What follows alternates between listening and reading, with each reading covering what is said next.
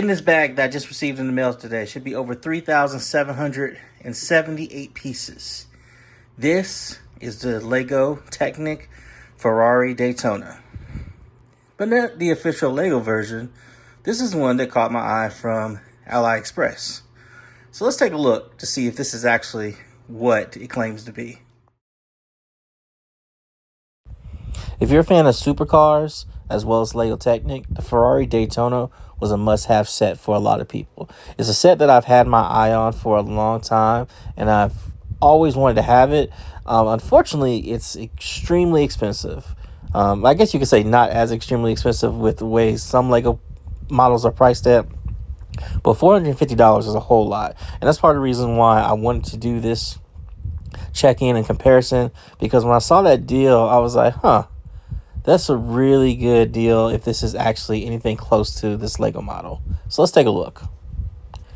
When you open it up, you get the manual and you get 4 bags. Yeah, just 4 bags.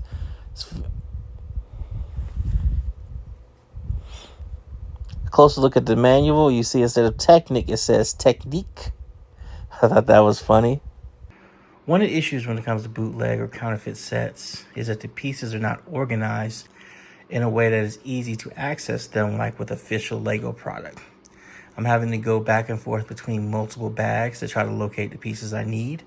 And ideally, you'd want to sort everything out ahead of time when doing a set like this, because you can't just straight follow, bag 1, bag 2.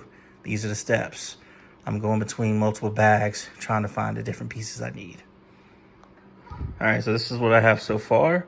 And again, if you look in the book, right here is where it tells me I need to get into the second bag, which is, again, is weird because I've got all these pieces still left.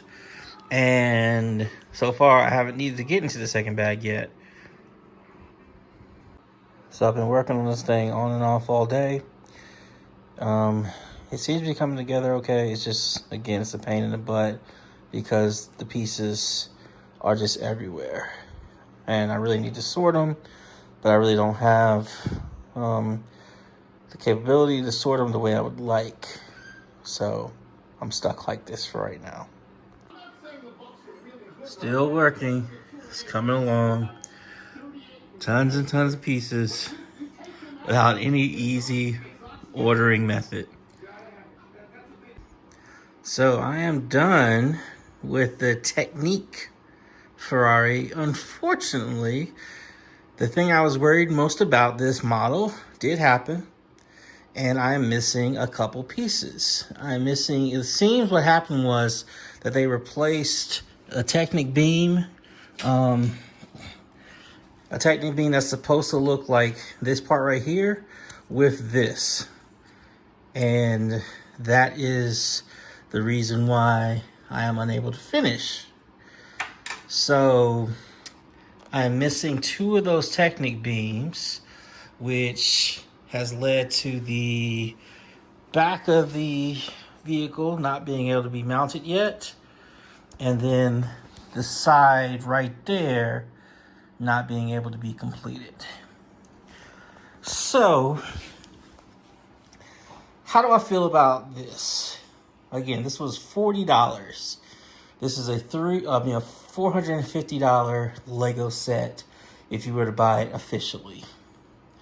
At $40, it's a steal. There are some issues because some of the pieces do not have proper clutch power.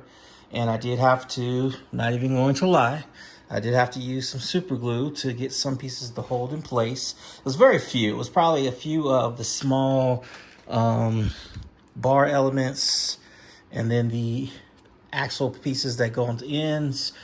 That's pretty much it. But still, like I said, when you do Lego or legitimate Lego, you ain't gonna have no issue with clutching power. The instructions were kind of difficult to read.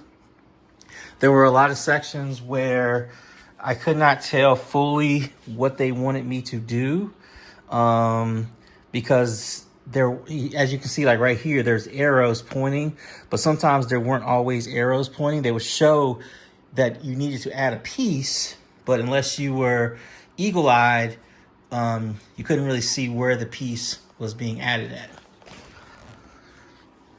So the build experience is fairly frustrating. Again, because like I said, you saw how I had all the pieces sprout out everywhere. So unless you have like a large area to sort, it's a pain. And then there's not really an index or anything, inventory rather, where you can, check to see, the part count ahead of time. So again, the whole time I'm building, I'm being concerned like, hey, am I missing a piece? Am I missing a piece? Thankfully, at the end of the day, like I said, I only was missing like 2 pieces. And you see there's some extra pieces, and this is not including what needs to be used to add the tail end back. But, it's just, obviously the Lego experience is much better. Now, am I going to say that Lego experience would be $400 better? I can't say that. So if you absolutely want this supercar or one of the other ones, I would say it's worth it to spend the $40. Just know that the build experience is not going to be as smooth as Lego, and it is going to take some extra time. The pieces that I'm missing, I'm going to look for them on Bricklink to see if I can get them. Like I say, again, it's only a couple. My assumption is it shouldn't cost me no more than like $10 or $15 to find what I need. So at the end of the day, I would have spent $55 instead of $450 for a model that, again, looks pretty good. Like, you have all the same, whoops, I need to finish doing that. All the same functionality as the actual Lego model.